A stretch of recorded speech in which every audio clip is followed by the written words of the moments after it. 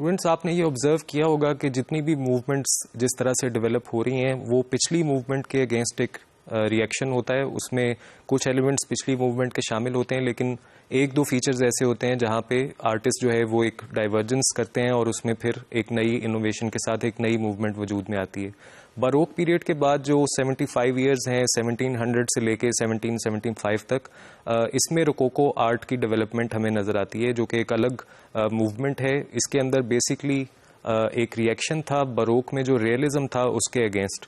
बारोक में आर्टिस्ट ने ड्रामा तो क्रिएट किया, इंटेंसिटी भी, इमोशनल इंटेंसिटी भी क्रिएट की, लेकिन उसके साथ साथ उन्होंने माइथोलॉजिकल फिगर्स को रिप्रेजेंट नहीं किया बल्कि रिलीजियस इवेंट को रियल सेटिंग ऑफ लाइफ में रिप्रेजेंट किया।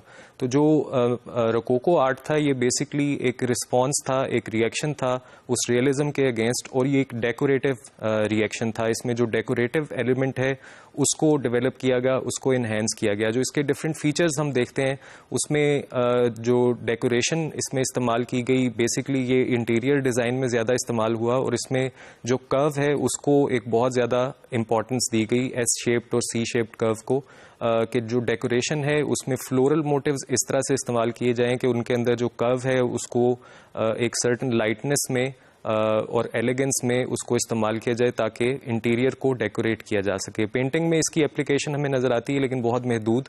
वहाँ पे भी कर्वेचर को इस्तेमाल किया गया, कर्व्ड डिज़ाइन मोटिव्स को इस्तेमाल किया गया, लेकिन ज़्यादातर इसकी एप्लीकेशन जो है वो इंटीरियर डिज़ाइन के अंदर हमें नज़र आती है। इसके अंदर बेसिकली जो लाइट पेस्टल्स को यूज़ किया जाता था, उसके बाद आइवरी वाइट और गोल्ड इम्पॉर्टेंट कलर्स थे जो कि डेकोरेशन में इस्तेमाल किए जाते थे, और इसकी एक बहुत रिच अपील बनाने के लिए उन डेकोरेशंस की गोल्ड कलर को इस्तेमाल किया जाता था, और बहुत कॉम्प्लिकेटेड डिज़ाइंस आपको इस मूवमेंट में मिलते हैं जो कि इंटीरियर्स को डेकोरेट करते हैं। आइए कुछ एग्जांपल्स देखते हैं। ये निम्फनबर्ग पैलेस का इंटीरियर है जिसको हॉल ऑफ मिरर्स कहा जाता है। इस इंटीरियर में आप देखें कि ये प्योरली रोकोको स्टाइल में डेवलप हुआ है। इसमें जो फ्लोरल मोटिव्स आप देख रहे हैं वो जिस तरह से उनके अंदर कंटिन्यूटी है वो बिल्कुल आपको रिमाइंड आप कर सकते हैं जो इस्लामिक डिज़ाइन के अंदर जो कंटिन्यूस स्क्रोल है, इन्फिनिट स्क्रोल है, उसके साथ इसको आप रिलेट कर सकते हैं। इसी तरह आप एक और एग्जांपल देखें, ये भी एक पैलेस का इंटीरियर है जहाँ पे गोल्ड आपको क्लियरली नज़र आ रहा है कि बहुत ज़्यादा इस्तेमाल हुआ है। यहाँ पे इवन जो वॉल पेंटिंग्स हैं उनमें भी आपको रोकोको की पेंटिंग्स नज़र आती हैं जहाँ पे फ्लोरल मोटिव्स को इम्पोर्टेंस दी गई है। ये बेसिकली इसके अंदर बारोक पीरियड से एक और डिफरेंस ये भी था कि उसमें सिमेट्री को प्रेफर किया जाता था, जबकि इसके अंदर एसिमेट्रिकल डिज़ाइंस आपको नज़र आते हैं। उसके बाद फिर वो रिलीजियस पेंटिंग्स उसमें आपको मिलती हैं, आर्किटेक्चर मिलता है, इसमें आपको सेक्युलर पेंटिंग्स और आर्किटेक्चर मिलता है। उसके बाद इसमें पेल कलर्स इस्तेमाल होते हैं, न्यूमरस कर्व्स आपको नज़र आते हैं।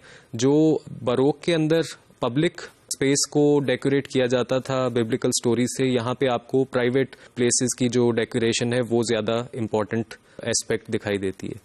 उसके बाद ये एक पेंटिंग अगर आप देखें जो कि रोकोको पीरियड की है, तो इसमें भी आपको क्लियरली जो डेकोरेटिव मोटिव्स का थीम है वो आपको नज़र आता है। इस पेंटिंग का टाइटल द स्विंग है और ये फ्रेगोनार्ड की पेंटिंग है 1767 की। और इसके अंदर जो सब्जेक्ट मैटर अगर आप देखें तो बैकग्राउंड में क्लियरली आपको फ्लोरल मोटिव की डिज़ाइन की एस शेप्ड कर्व की एक एप्लीकेशन नज़र आती है, और इसकी पूरी जो अपीयरेंस है वो भी ड्रीम लाइक एक सीनरी की है जिसको आप बिल्कुल रियलिस्टिक नहीं कह सकते। और जो इसके अंदर आप मोशन का अगर कंपैरिजन करें बारोक के साथ तो वो फीचर आपको बिल्कुल कंटिन्यूटी में दिखाई देता है कि इसमें भी डायनामिक मोशन आपको नज़र आता है। लेकिन अगर आप कलर्स को कंपेयर करें, ओवरऑल एटमॉस्फेयर को कंपेयर करें, तो ये रियलिस्टिक नहीं है, बल्कि इसके अंदर जो इमेजिनेशन है उसका बहुत ज़्यादा इस्तेमाल नज़र आता है। ये एग्जाम्पल जो आप देख रहे हैं ये एक स्कल्पचर की एग्जाम्पल है 1773 की, और इसके अंदर जो कॉस्ट्यूम है उसकी डिटेल में आपको रोकोको की एप्लीकेशन नज़र आ रही है। इसी तरह अगर आप टेबल वेयर में देखें तो ये एक एग्जाम्पल है जहाँ पे जो डेकोरेटिव एलिमेंट है कर्व का और फ्लोरल मोटिव्स का वो आपको क्लियरली दिखाई देता है कि किस तरह से डेकोरेशन को एनरिच किया गया इस टाइम पीरियड में। स्टूडेंट्स, जो बारोक पीरियड में टेक्निक डेवलप हुई उसका फ़ायदा तो रोकोको आर्टिस्ट को भी बहुत ज़्यादा हुआ, लेकिन जो हमें फ़र्क नज़र आता है वो एम्फेसिस और सब्जेक्ट मैटर का है।